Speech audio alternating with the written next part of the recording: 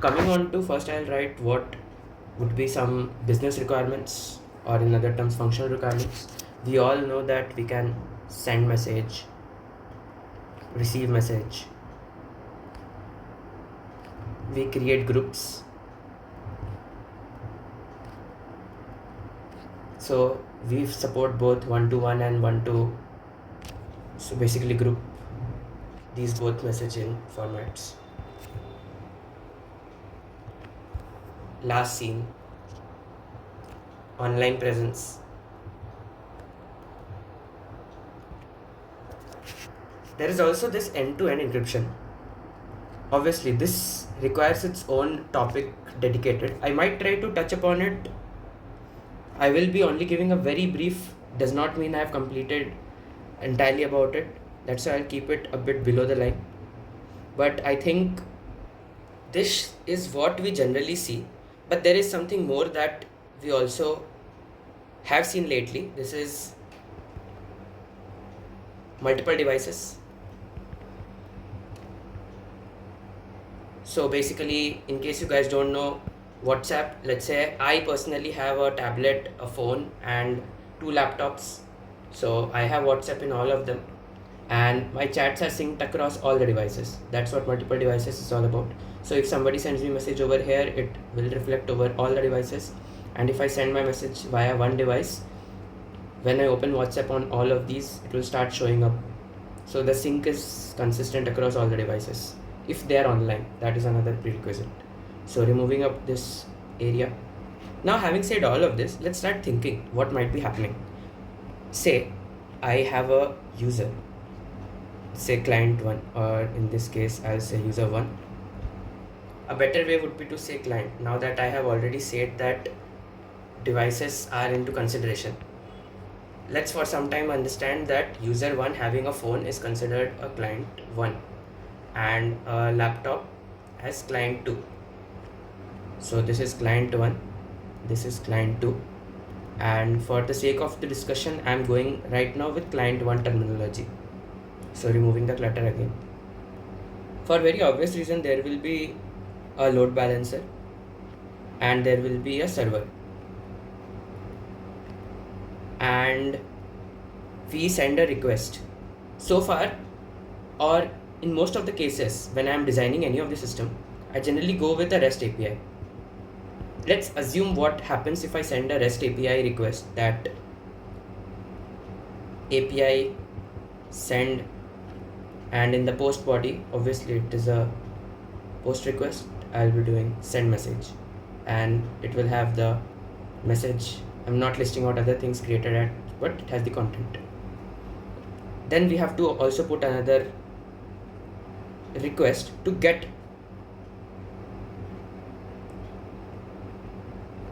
and we will do something like get API receive, and we'll have to pass the user ID. User ID is basically, let's say A is communicating with B, so A needs to get messages from B, so it has to pass the user ID and it will get the list of messages. But think about it, what is happening? So many to and fro communication. Let's say I send around 5 messages and user B is sending around 10 messages. That is in a given fraction of, let's say, 1 minute this happened, and in the next 2 minutes there are around 20 messages here and some 10 messages over here. The main problem here is that these are very chatty applications. When there is too much load back and forth happening, REST does not fit right, because all of the communications are happening over HTTPS protocol, and each HTTPS get or post is like a 3-way handshake happening, and because of this 3-way handshake, a lot of time is getting wasted. I haven't gone into what is called the non-functional requirements, but I will be writing them out gradually once I am establishing the design. But think from a latency perspective. It is said that we feel something is very human reactive, or like it is very fast for us when it is happening somewhere within 200 millisecond time frame, less than or equal to. So when we communicate with each other, and if we get responses within that time frame, we feel it as very instantaneous. That's what any system design of a chatty application will try to also give for a best user experience. Doing multiple HTTP requests via the REST API protocol will not at all be handy. So what then? Next we have something called long polling. Now obviously these all require their own dedicated video where we have different discussions between different formats of communication. So just giving a brief, let's say I opened a request over here to the server and this is my client. I will keep waiting until my TTL happens, that is my timeout.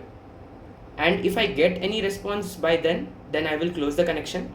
But if I don't get a response by then, naturally it will be closed by the timeout. So that is called long polling. An open connection but with an expiry given by timeout. Even this is not correct. Main reason being, the moment server sends one message, this request will die out. And if there are continuous bombarding of X amount of messages in given fraction of seconds, then every time client has to first create and initiate a connection and then server will reach out. So from my terminology, you might have understood that we need a place or scenario where server is able to push to the client at will, and even client is able to push to the server at will. The only way possible are either WebSocket or SSE. SSE is possible only when client opens a one-time communication and server keeps sending until server has done its job and then closes the connection. So SSE is ruled out. Now we are only left with WebSocket. WebSocket is bidirectional channel where both are treated as an equal peer and both can keep communicating in this. So again, kind of clear this board up. We have established for a fact that it will be a WebSocket connection. Now let's think.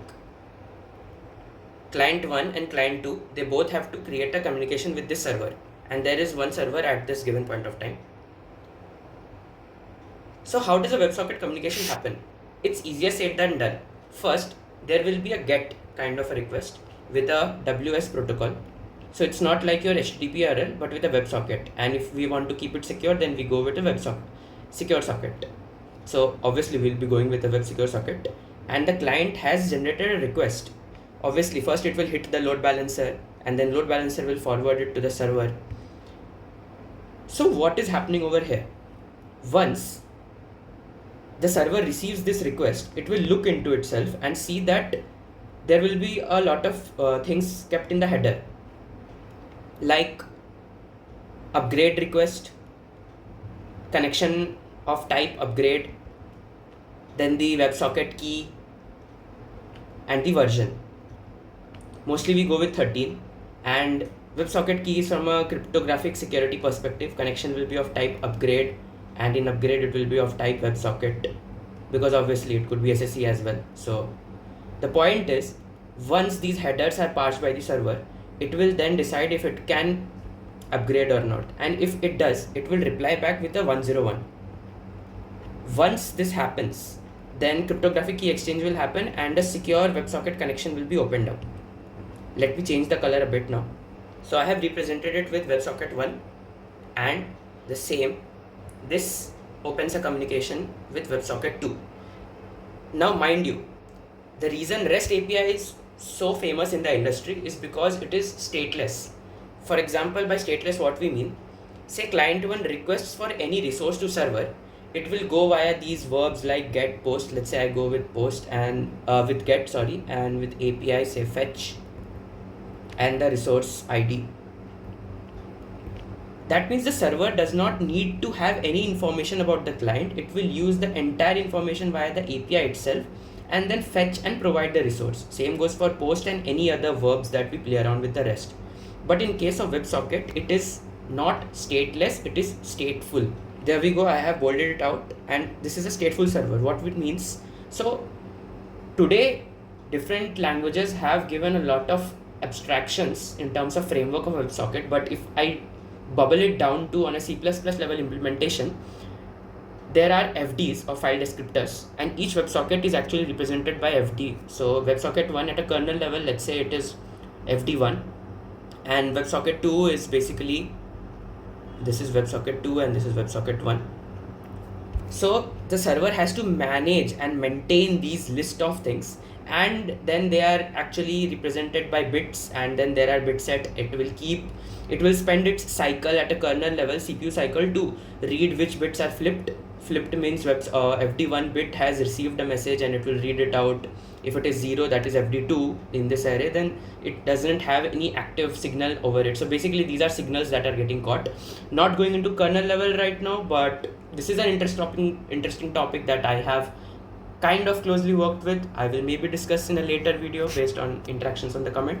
But again, focusing back on the topic, we know for a fact that the server is maintaining a list of connections. So something it will manage here, saying that client 1 is having WebSocket 1. I have abstracted out that internally what it is, and client 2 is WebSocket 2. Now, since client 1 is online and connected with server over WebSocket 1, and client 2 is connected over WebSocket 2, both being online, client 1 being A and client 2 being B, A wants to send a message to B. Simple thing, A just sends a message. It will be like a send message request with the message payload to the server. Server will check that okay, client 2, that is B, has WebSocket 2, and will push the message to B with a red color if I give. So it is like send message call, and here it will be a receive message call, the same message. Now this is a overall picture what happens if we have only one server. Now there is a reason why I said there is only one server. Think about the scale at which WhatsApp works, and this is where everything starts breaking down, because in this entire flow that I have said as of yet, it's very easy. We have one server, and to be honest, the picture that I had told, that it has multiple bit sets which it manages to catch the signal at a kernel level, there is a capacity to it. Server ideally has, like a good server with proper hardware requirements, can take at max 100,000 WebSockets. Why? Because CPU has to spend cycles in quickly capturing over it. When we have 5, 10, 15, it's very easy. Like within one cycle, the bit set, the way it compares, it is very minimal. But going at such a scale, it will start throttling, and this is the hardest number you can get. But generally, the good old servers that we have, they start working at some 50,000. And a rule of thumb is that we don't pay extra for hardware, but we rather pay for cheap hardware and scale it up more. Now, think how many servers are needed at a scale in which WhatsApp works. For a fact, I know that there are 500 million daily active users down, and 10% of it are concurrent. That means are online at given moment, communicating with each other. So spelling of concurrent is, sorry for the handwriting, yeah, that is they are communicating directly with each other. So how many connections are present? 10% is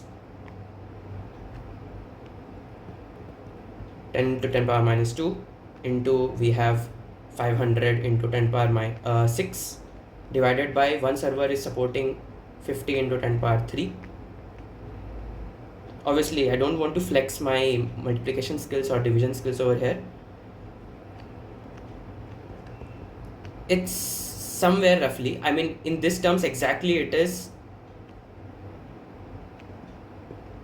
1000. But for the sake of it, let's say we are going nearly around 1000. At peak capacity, it can also scale up to 3x. Peak capacity are times like, let's say in India itself, we go for a New Year Day or Diwali or any kind of festival where every person has to give out, or uncles have to give out Happy Diwali sticker to everyone, or say college where everyone just wants to say Happy Valentine's Day to every person. Now, I don't know which scenario that is, but let's assume at peak capacity it goes to 3000. That means we have scaled easily our server, that too which were stateful, to 3000 servers. For now, let me keep them at a number of 1000. So, two things. One, our load balancer, when client A connects and client B connects, what is the probability and why should even A and B be assigned to the same server? What if B gets assigned because server A reached its max capacity of 50,000 and then server B, so I will name it as server 1 and this is a server 2. Server 1 has reached its max capacity of 50,000, then server 2 gets assigned to B. Bad luck for B. But now let's say it's something like this. I have three servers at this given point. We have A, C, E, B, D, F, G. Now obviously this is a random distribution, but due to any reason A and B are on different servers. Obviously each server in its memory has kept configuration, like it has kept connections for ACE with the WebSocket ID. Similarly, S2 has kept configuration, S3 has kept configuration. But how will A send to B? Server 1 and server 2 are not aware of each other, and that is a very big problem. The moment we go with stateful services, we have to somehow share the information between them, and this is not that hard when it looks like. A sharing system means something outside has to start coming up, who manages the common distributed memory between these, or that is a information layer. It acts as an information layer for different services, and these will have to communicate you to the external memory or external service and then translate. So what is the bottleneck, or what is the withdrawing factor for A? It does not know that what is the WebSocket connection for B and how to reach out to B. The moment it can translate over and give the message to B, B can then, or that is server 2, my bad, server 2 can then reach out to B and give back the message. So let's also kind of think that how we can achieve it from first principles. Say this is my server 1, this is my server 2, and this is my server 3. Same thing, same story. What if I have a memory which is very fast enough to manage all the updates, say client 1 or that's A connected to server 1, and I quickly updated my memory saying that server 1 has A. Same goes for B. I connected to server 2 saying that S2 has B. That means now let's say A sends a message to server 1 and saying that it is intended for B. Something like this, send message, same protocol over WebSocket, send message to B with the message payload. Server 1 just will reach out to this memory. It will check that, okay, server 2 has B, and will do a quick gRPC or RPC, remote procedural call. In this case, RPC is more than enough. We won't dive deep into what gRPC is, but that is a flavor of RPC. And that's it. It will give out its message load to server 2, and it will feel that WebSocket call has been done to server 2. It will check the WebSocket connection for B, and it will give back the response to B. This is one flavor to go. The other flavor is, let's say we don't have a memory, rather we have a system of pub/sub. I'll mention it here as pub/sub. Now think about it. Server 2, server 3, what is like pub/sub? Pub/sub is a mechanism where there is a publishing event and then there are subscribers to it. The moment the subscribers are listening to a topic and a publishing event comes to a topic, intended subscribers get that message into their feed. That is what a pub/sub system does. So kind of cleaning up this pub/sub queue. What if I say that the moment A connects to S1, I create a topic over here, that A user ID of A is the topic itself. Now same goes for B. So in my pub/sub it will look something like A is a topic, B is a topic. Now say A wants to send a message to B. A has sent a message to S1. S1 feeds that information to the pub/sub, and A will look for the B topic and it will give that information over here, message 1. Now when B has subscribed to S2 and the topic got created, B also subscribed at the very moment to this pub/sub. Same goes for A. A has created the topic when connecting to S1, and at the same time it has subscribed also to this topic. So B, now this flow via the red pen, if I show, A has sent to S1 has sent to the pub/sub, B was already subscribed to it here, and B will get the message delivered to S2. And again, via the WebSocket connection, S2 is sending to B. So there are two flavors to it. Let me do a clean diagram and it will be easier to explain. I have already said that one is via storage mechanism and one is via the PubSub mechanism. Now that we have a cleaner picture, I'll just reiterate. If we have a storage system, we just want to store for a particular user. What is the server that it has been binded to, or like the WebSocket it is currently holding on to? And similarly for B, system goes like A wants to send a message to S1. S1 looks up into the session storage service. It's not session storage per se, it's more like a session service. And then S1 looks that B has S2. It will do a RPC call to S2, and then S2 will push that message to B. In PubSub case, there is a PubSub module over here. When the moment it creates or connects to S1, it will create a topic at the same time A, and it will subscribe to the same topic. Same goes for B, came online, connected to S2 via the WebSocket, reached out to the session service which is handling this PubSub module. It will create a topic B and subscribe to it. Now simple thing, when A sends a message to S1, it will look forward and it will do a publishing. The publishing will be that it knows the message was intended to B, so the message will be kept over here in the B's topic.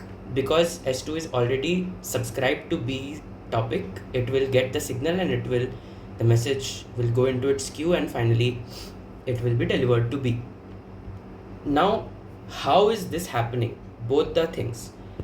For this, we need, like, what are the requirements? We need that there are ephemeral nodes. Ephemeral means something which can come up and break down very easily, or it can be persistent. But we treat them as ephemeral because a user does not stay online for a very big time.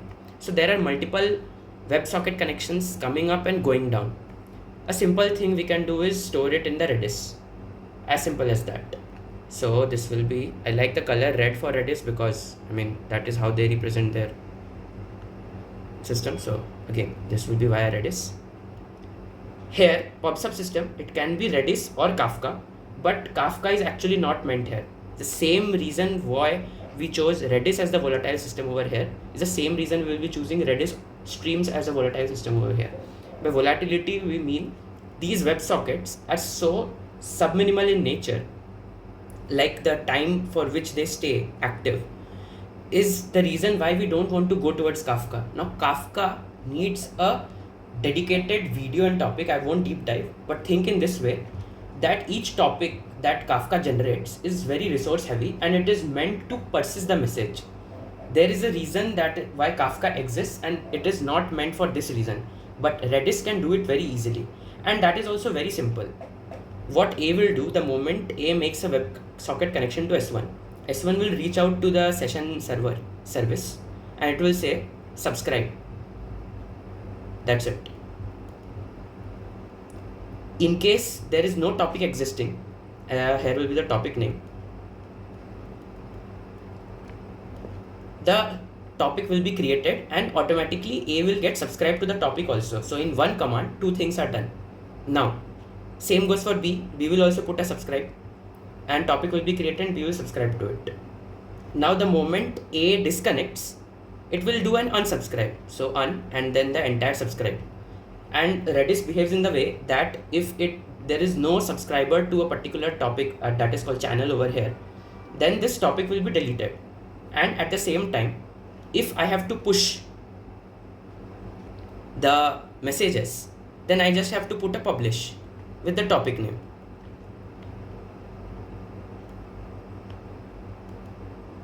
So in the topic name here, when A is doing the same thing for A, B, when A connects, then A will do this thing and say subscribe to A, and it will say publish to B.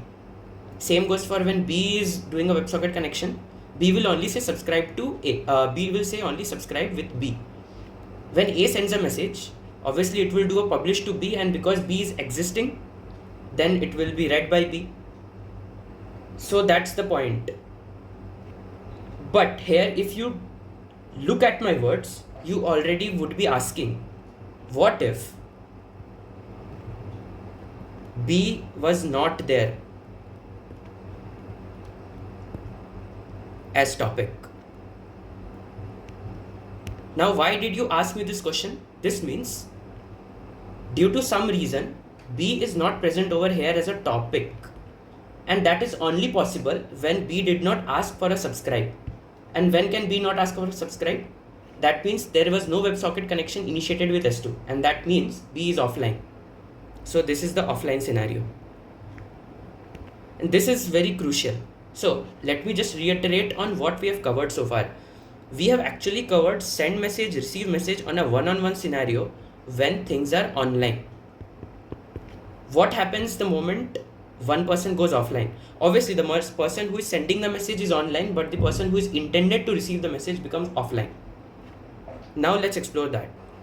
So in an offline scenario, let's say A is again the person who somehow wants to talk to B so much, even if that B is offline. I don't know why.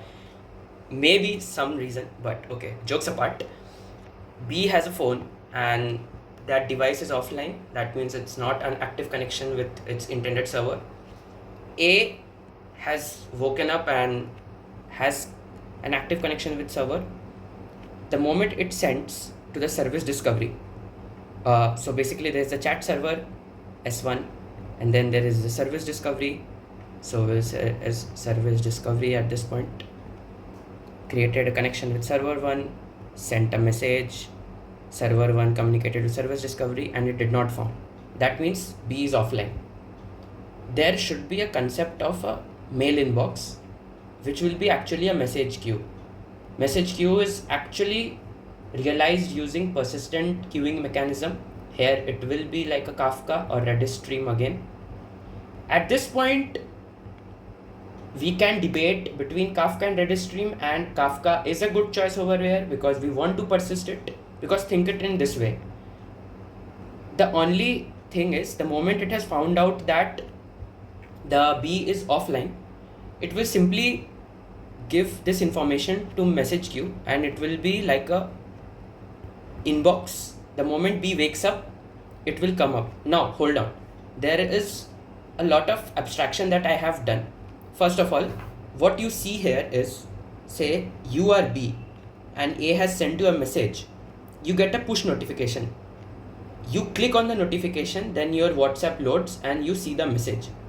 So I will discuss both of the things what has happened. One thing is, I have loaded like this, the chat server has then provided this information into the message queue. That has become your inbox. The other thing is, there is the entire push notification system, which is called PNS. So this itself is a very good explainable system design, so I will not be going deep within it. But our Android and iPhone, they have their own push notification system, APN and FCM.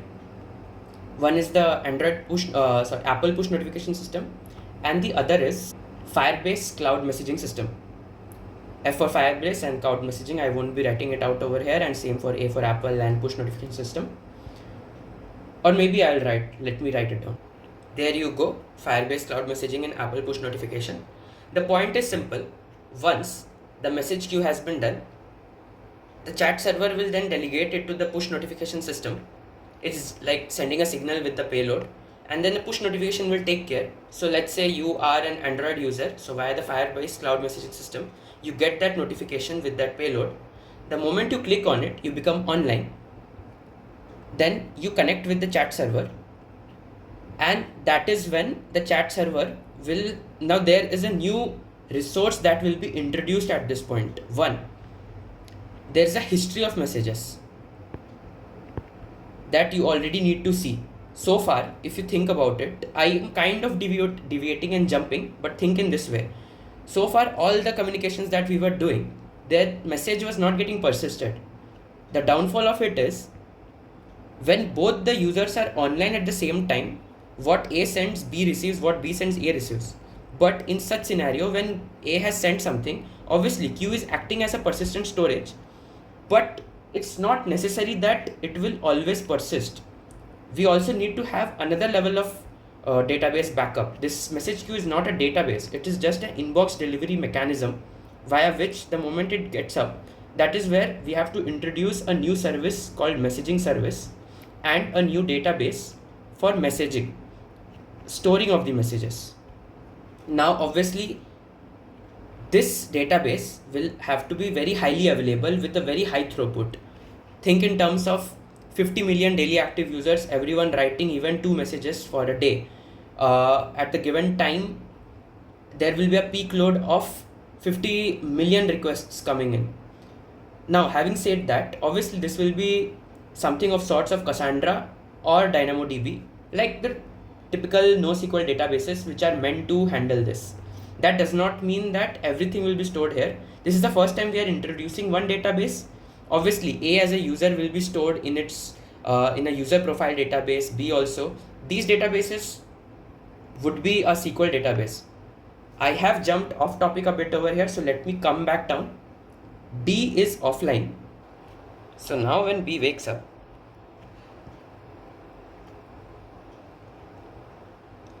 this is the S2.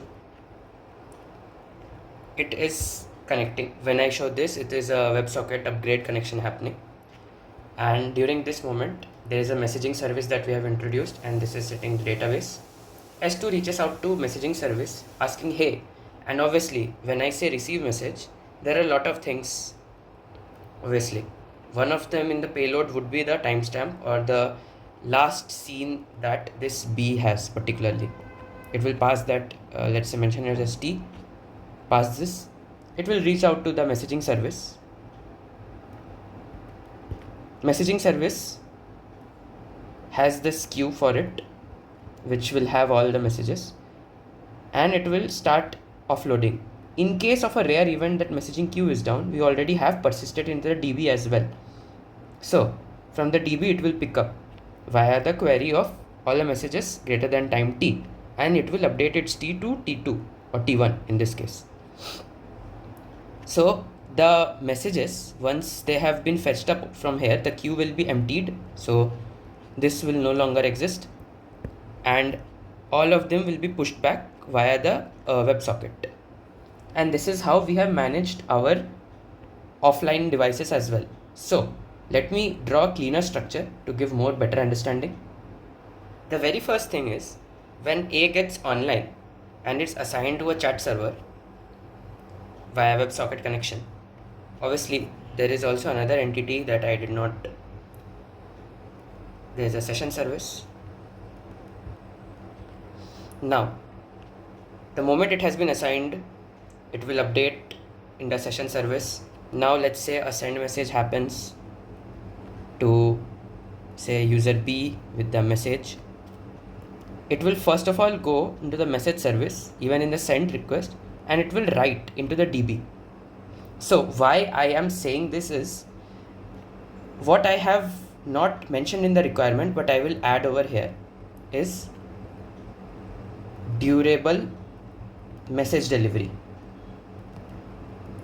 That is typically what happens. So I opened my phone, I typed my message, and immediately I expect that it will be a tick.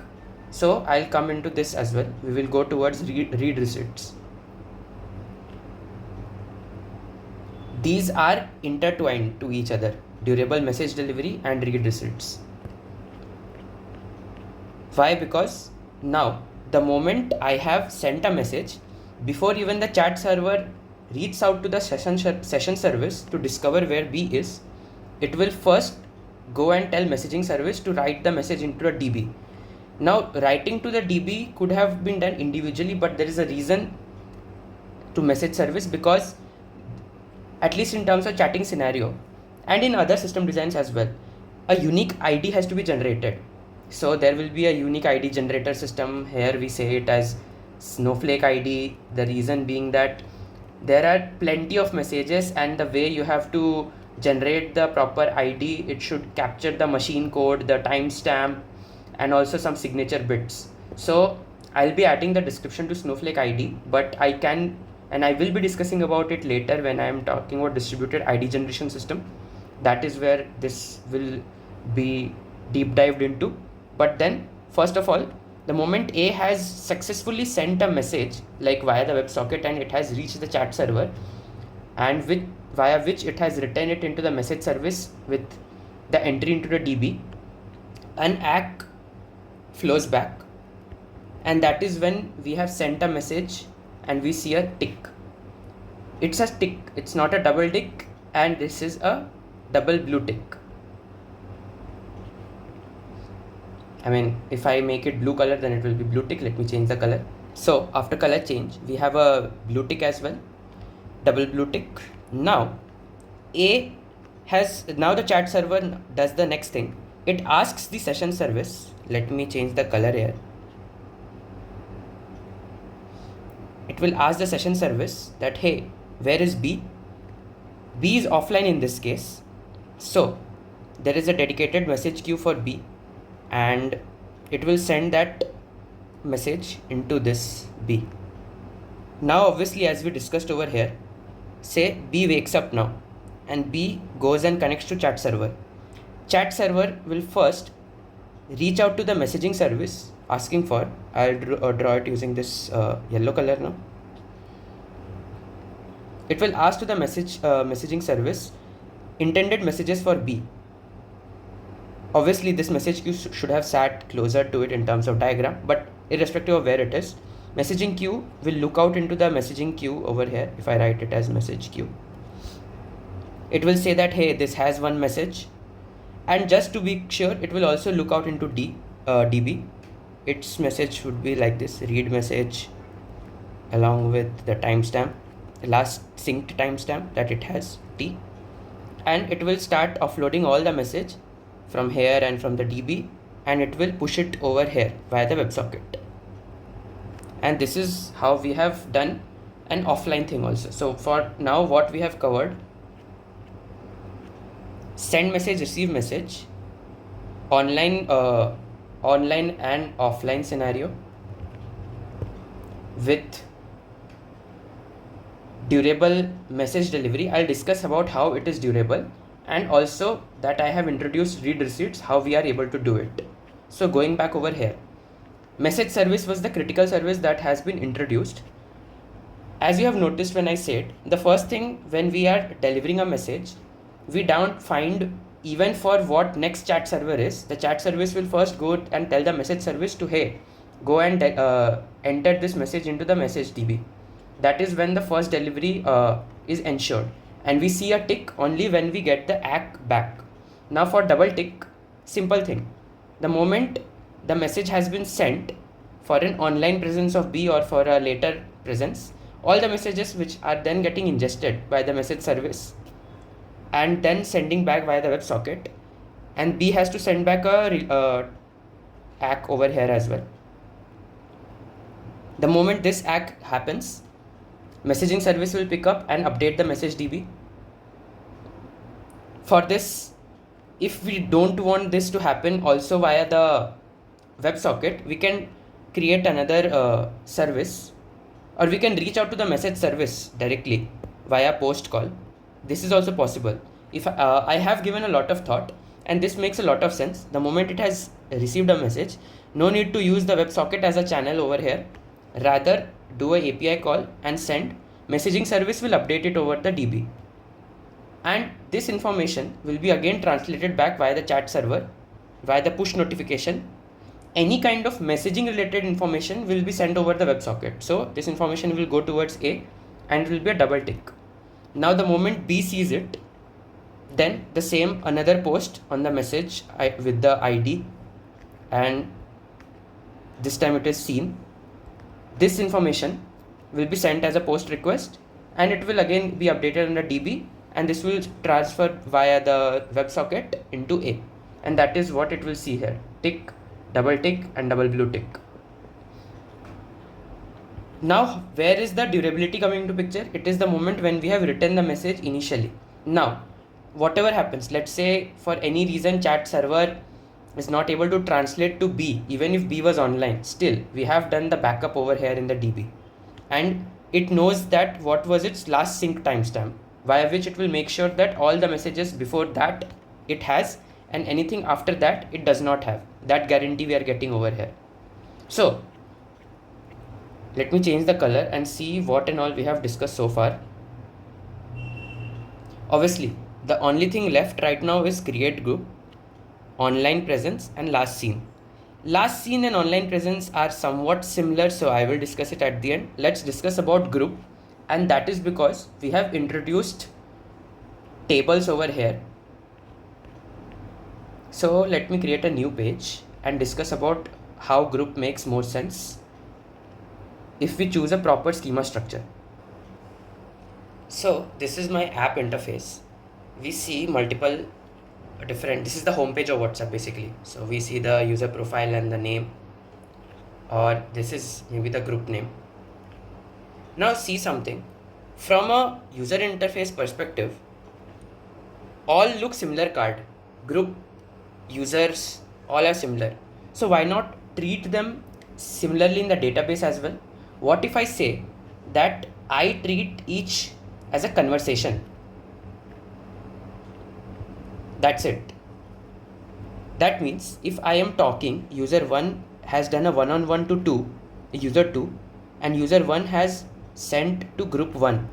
I give this as ID 1, conversation ID 1, and this as ID 2. As simple as that. Then in my database, this would be the particular schema structure. I have conversation ID, message ID, sender ID, content, status, and created at. Let me write it down neatly. What I forgot to write here is the message type. This will also be handy. Why? Because today it's not only the chat that we send file, media, different kinds of things. Obviously, how it is done, it will be very easy, pre-signed S3. I will show it in the system, in the design diagram, but I forgot about the message type. So obviously we had told that it will be Cassandra or DynamoDB, DDB. So what would be the cluster key and partition key? So basically partition key and cluster key if it is Cassandra, and partition key and sort key if it is DynamoDB. Let's assume we have gone with Cassandra over here. So obviously partition key will be my conversation ID and message ID will be my cluster key. You might be thinking how? Simple thing. What our common query is, get me last 50 messages for this conversation ordered by time. So if I write it down, get last 50 messages for this convo ordered by time. Always remember that when we have a very common access pattern, then also NoSQL database becomes the best. I will have a dedicated video where I discuss SQL versus NoSQL, but this is the only pattern that we have in when we do messaging conversations. Forget last 50. The point is ordered by time for this conversation. So when we choose our partition key for Cassandra or DDB, all the information related to these messages, so this is my message table, all the messages will go into one node, and these NoSQL databases are distributed, so there are multiple nodes. In this node, for particular conversation, that is the particular chat, whether be it for an individual user or a group chat, all my messages will be clustered over here, and cluster key is basically via which it will be naturally sorted when I have to do message ID. As I already said, we are using the Snowflake ID generator, or we can choose any generator, but the point is the ID itself will have timestamp integrated into it. So the sorting mechanism is naturally in the order of recent messages getting stored up and old messages going sorted bottom. The point is we will always have recent messages coming as we go forward.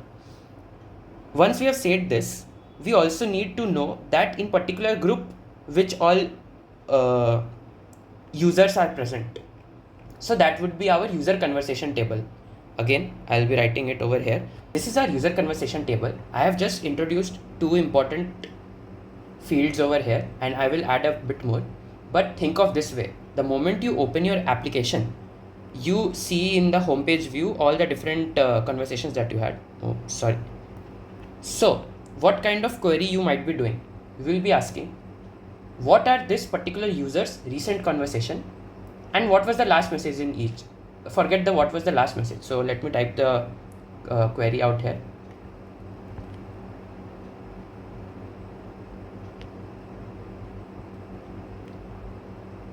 Recent conversations, convo, and last message in each. Why I've added this is it's very easy to design actually. So let's say I am user 1. I want entries here like u1, g1, last message at, like say a timestamp, whatever it is, this is a timestamp. Similarly u1, g2, last timestamp, so on. So this will automatically become my primary key and this will become my clustering key. And I will introduce a few more columns. Last message at, it is a timestamp. This will have unread count. This is basically getting accumulated. And last message preview. This is a smart move. So when you load, you are seeing a preview also of the message, like the last message which was possible. What do you think? Will it even come via WebSocket? Do you need to? No. This entire page has been loaded using a REST API call. And that is what happened over here. You reached out to the user conversation table. You asked for what are the users, this particular users. So I'll add this users, recent conversation, and what are the last messages in each. All your information for particular user is stored in one node, all ordered using the conversation ID. This ordering does not actually matter, but again, conversation ID is also based on the grouping. And then you can finally do a grouping using the last message at as well. That completely depends on in the front end how you want to render it. Mostly that rendering is done by the front end. So this partition key and cluster key is more than enough. So you might be asking me, where do we store this information that in group 1, let's say u1, u2, u3, all these people are present? Because when you open a group, you see so many members, right? From where does that information come? For that, we actually don't need a very high write throughput table. We only need this.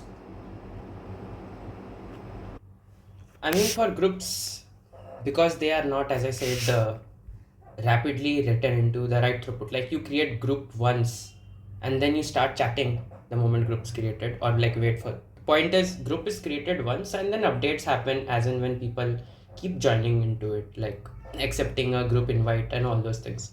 So with that, you can understand we will be going with a SQL database over here, because obviously we need that acid consistency and we can take it. Like obviously DynamoDB, Cassandra come up with the infrastructural cost itself, but that is drained down because of the high write throughput that we get and the high availability that we get.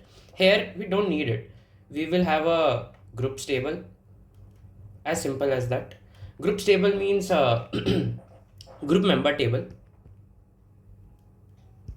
So here we can store the GID, or like in this case it is the conversation ID, the user ID,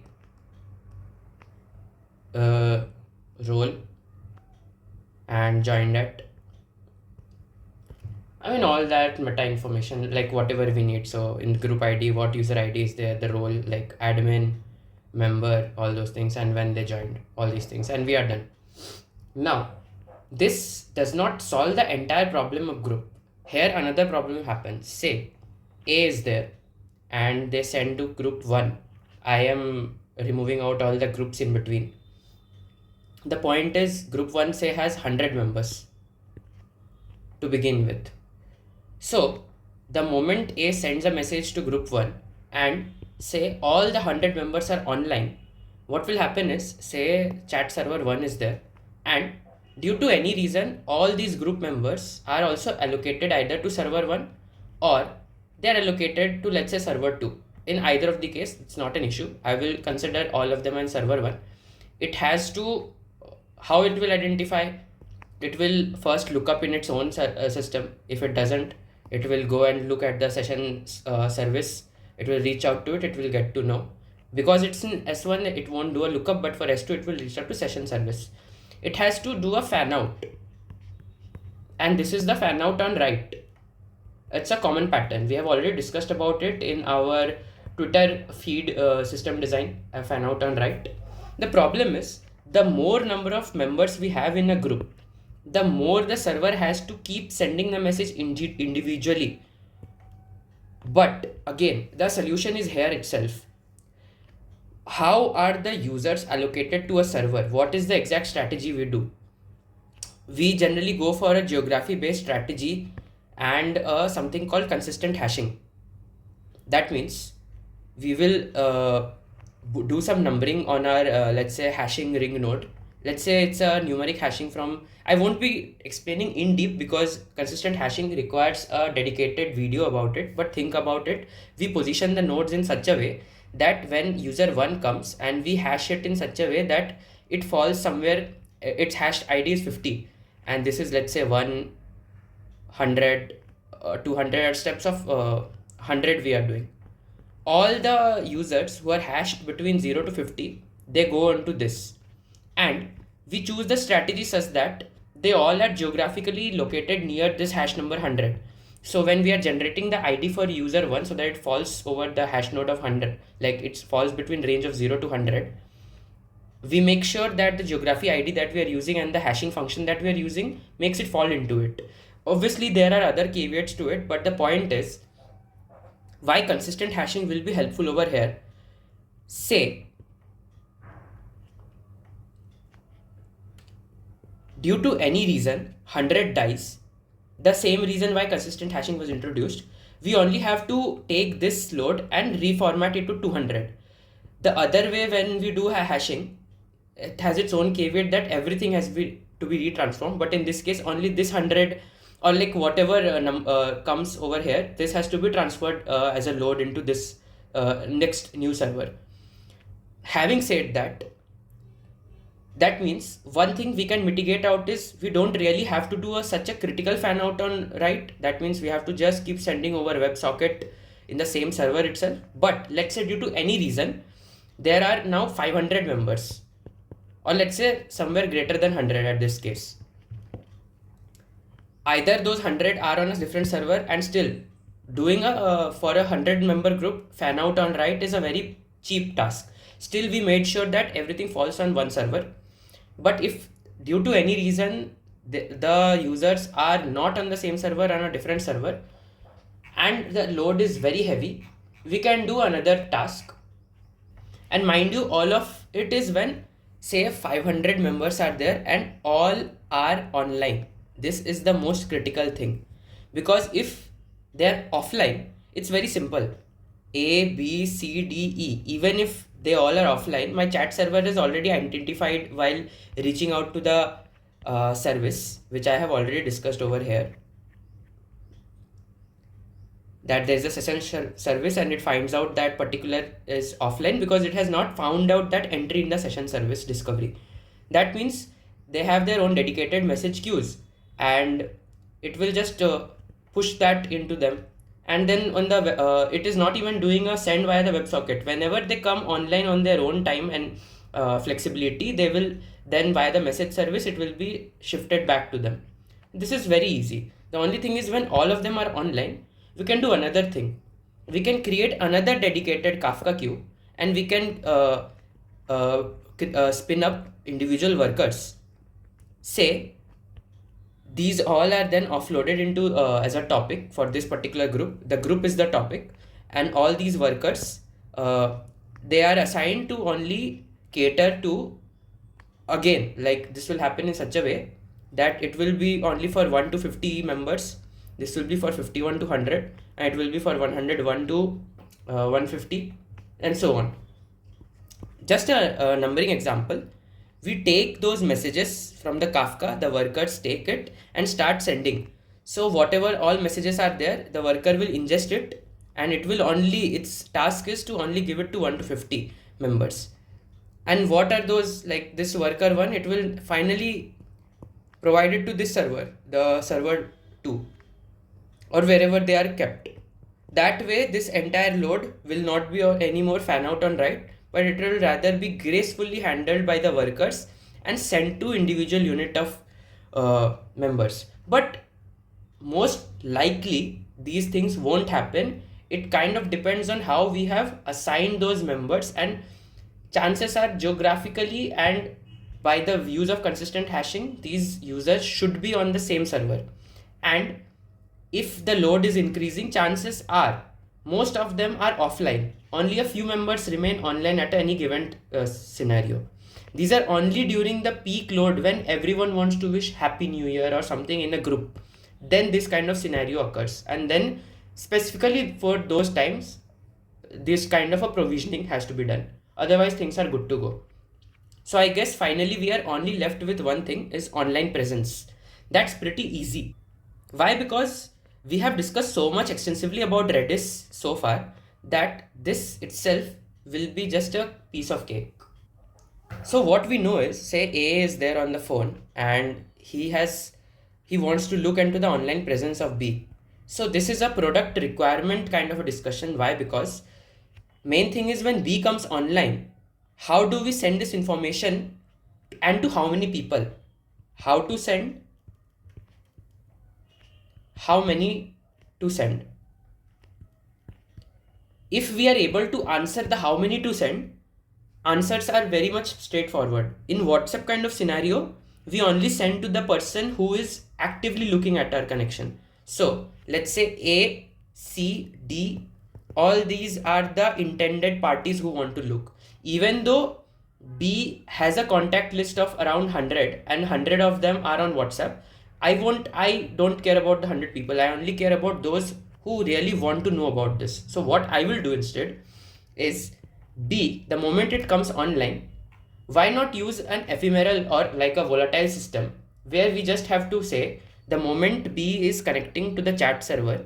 This is my scared chat server. Why did I draw this? Sorry.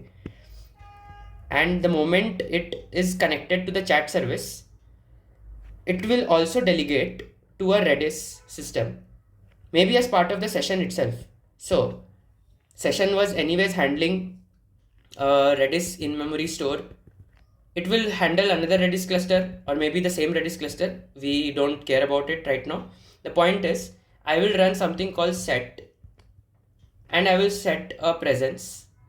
The key naming will be user ID and I will set it as online.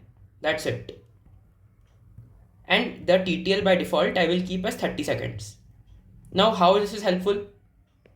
Say this is my C1 client, this is my server, and this is my Redis. It reaches out to the server. It says obviously online. Server will do the set command, which I have shown over here. Now there will be a loop. This is the looping where it will now start giving a heartbeat. The entire time the client is connected to the server, a heartbeat will be sent.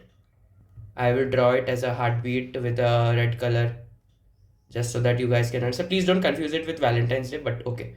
Jokes apart. The more it does, the more it keeps a set. That's it. It's simple as, if there is no set coming, then after TTL, this Redis entry will get deleted. And if it is getting a heartbeat, then the set. So let's say 1 to 30. Within that, I got another set. So it will be extended from that time to another 30. And that way, now, when me as a client have to read it, I just go and check. I do a API call. If it will be something like get presence. Obviously, there will be API and all those. I'm not going into that. Presence with a user ID. Simply, the service has to reach out to Redis and check that for particular presence with the user ID, is it online or not? And that is what you see. So now, whoever want to read it, they just have to reach out to that Redis, and if luck is good and that person has within that 30-second time span or whatever was active, and then he has been putting a heartbeat, our presence is done. Same goes with last scene also. The moment client comes active and the entire time till which it is working, that is interacting with the service, either by reading content, that chat server is pushing the message to it, or even via the heartbeat concept. Whatever is the last active message that the server has entertained, the chat server for that particular client, you make an entry in the table for the user table, and you can say what is the last seen by it, and that is what is shown to us. So I think at this point, WhatsApp is a system which the more you think about it, the more better and easier it gets. We have discussed actually all the things. Online presence, multiple devices is the final thing, but I will discuss about it in some time. Let's finally discuss again multiple devices in a more easy understandable format. So here we have my laptop, my phone, and my tablet. The user is there, but WebSocket connection is not for a user. It's more like clients. So this is my C1, client 1, client 2, client 3. The only thing is, now I don't differentiate. This is my scaled chat server. Client 1, client 2, and client 3 all are individual users at this point. When I send a message, I obviously use the user ID, not the client ID. The main thing is, in my send message, there will be the payload will be something like the client 1 ID, the user 1 ID, and as well as the message payload and the intended party, let's say B. As a I am sending it to B. In my table, I just have to keep, as I said, there will be message queues. These were per client rather than per user. That's the only difference you have to do, and everything sits the same. So if I go into any clean picture over here, this is my message queue intended for a particular client. Instead of the user, initially I was saying user A, but it's not user A, it's just the client A. There will be dedicated message queues for that particular client for every device that is registered. And that is why there is a limit. If you go and WhatsApp and check, there is a limit of 5 devices. This is from where that limitation comes into picture. The limitation is just wholly because you just cannot scale up as many message queues for as many devices as you want. There will be a hardware limitation and a billing cost coming into picture. And that is where they have went with 5 devices. Generally, users don't even go and touch 5 devices, and that is how they have brought that scaling thing into picture. And now that we have completed the multiple device, I will give a small graph also, just to say in case that what happens when rapidly a lot of devices for this, like at max 5, but if they are online or offline, what might be happening. Let me pull up a new page and I'll draw it out. So it will go simple as, I'll just change the pen color. You'll understand how it goes. We will use something called when devices are reconnecting. Let's say this is my tablet, which was offline, and this is my chat server CS. This is my message service, and this is my message queue. I will do a connection with my chat service with my last sync or last timestamp, whatever. I had been saying last timestamp, so I will be consistent with it. Now I will do a call to my message service, which I had said earlier. We will do a get message since last sync. Since last sync. Obviously message service either by reading the message queue or whatever, like from the database. So basically this information is coming from the message service. It will ask that, I'll remove this. It will ask that any message queued. Same thing, the same story. It will say yes, there are 3 queued messages. All of it, it will then provide via the WebSocket connection here, and that's it. So this is the catch up or that pull that we are doing. Because we don't differentiate technically between who is joining, we have done the catch up. The same goes if it were only one user, and now one user with 2 devices are also treated in the same way. And you might be asking that what happens if I read a message on phone, that how come it is visible on tablet? Okay, so let's draw it over here as well. I mean, this actor based stick diagram, or whatever we say, I say it actor interaction diagram. This is our browser. I mean, obviously WhatsApp is available on browser, and we can say it tablet as well. So say user is reading a message I read over here. So this information has went to the chat server via the API call. Remember I had told earlier that we are doing a posting, so that when A sends a message to B and B reads it, in the message DB we have to update the timestamp, so that happens via post call, and that A will get to know. Now that information has went first to the chat server, and then it will update the database. Then it is just a loop, like basically it is a push to sender. Obviously one is the notification to user B, I am abstracting that out. The other is sync to the other devices. We have to sync this message to B. This is the web browser, our own user, and we have to sync to our tablet as well. And that's it. The UI gets updated.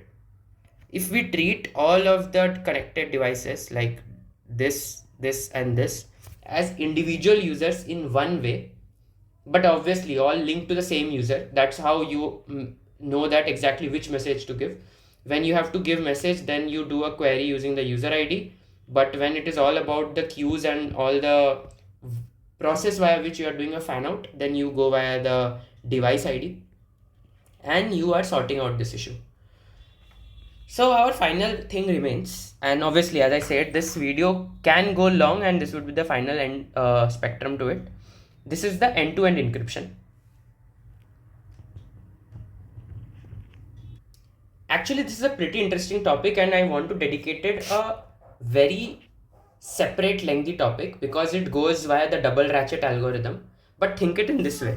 This is my device, dev A for user A, and this is device for user B. What I do at a hardware level, I generate a public key and a private key.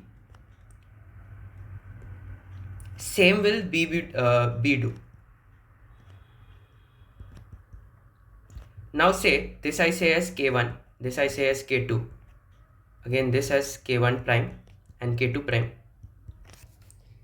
When I write a message, internally there is something called Diffie-Hellman. Obviously I have not written out correctly. I will be adding a link to it in the description below. What it says is the way these numbers are generated, taking a public key and private key K1 and K2 prime, this is not literally an addition but this is an operator, and K2 and K1 prime, this is also the same operator. If you apply same operator over these keys, they are identical in nature. If we are able to find out that kind of a mathematical function and assume that this operator does the same thing, I will use my private key and B's public key to sign this message. This is M1. And the moment I signed it, so basically it was created using the combination of K2 and K1 prime over here. I sign it over here and then I send it to B. B can easily decipher it. Why? Because B obviously has its own private key and it will search for the public key. The server will give it. And that's it. It has deciphered the message. Obviously, there are other complexities to it. The reason there is a double ratchet algorithm is because, say, these are interleaving messages M1, M2, M3. The moment someone reads somehow, assuming M1, they can read M2 also, M3 also, if we don't interchange. So by double ratchet, there is an internal machinery when it will rotate twice. Then every time the ID is generated, obviously it will be generated in this way, but there will be also a time sequence. So that means the way this message has been encrypted, the encryption ID changes with respect to this encryption ID. Encryption ID per message is different. That is there. That is why I will create a separate video out for it. But otherwise, this is as simple as it can get. To draw it in terms of a actor sequence diagram, I will just create A server and B. I generate my K and K, K1, K2. This is public and this is private. I register my public key to the server. So basically I send my K1 over to the server. Same goes for user B when it registers as a user with its device. That is a device registration happening. Then I will generate a k1 prime and k2 prime. This is being the public and this being private, and I will register my k1 prime. Now when A sends message, it will go and get public key of B. So it will ask for pub of B. It will get k1 prime as response. I will encrypt hello using my k2 as private key and operator of k1 prime, and send this message to the server. B will get it. B simply has what it needs is a public key. So now that it message is received, it will ask for get k1, that is the public. So it does not know what it is. It will ask for get public key of A. It will be returned back with k1.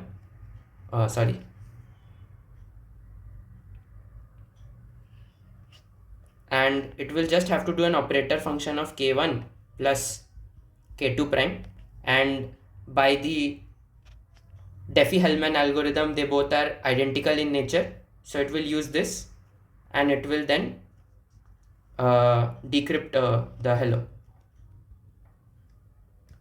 And that is how the end-to-end encryption works. So basically server has the message, but then because it doesn't have the private key of either of the parties, it doesn't get to know that what that actual message is. Now there are a lot of other complexities which I have abstracted out over here, like the double ratchet and obviously. So I will create a later topic when I get time, which deep dive into what that encryption algorithm is. But till then, yeah, this is pretty much what WhatsApp and any other conversational system or chatting system does. The main reason is that how a stateful service is the main thing, WebSocket. But the moment it is stateful, we have to distribute it, and there is a separate session storage. But then at the same time, we have to be smart at the kind of queries that we are doing, the kind of design that we do. Even group chat is also not a very complex feature. It's just the conversations that we have to understand, and how we design the database schema so that we can answer those frequent patterns quickly. And that is overall what chat server is and how WhatsApp is able to handle such a huge load. Until then, if you like the video, put a like, share it with your peer groups, and obviously if you subscribe, that gives me a motivation. I would like high engagement on the video. Thank you everyone.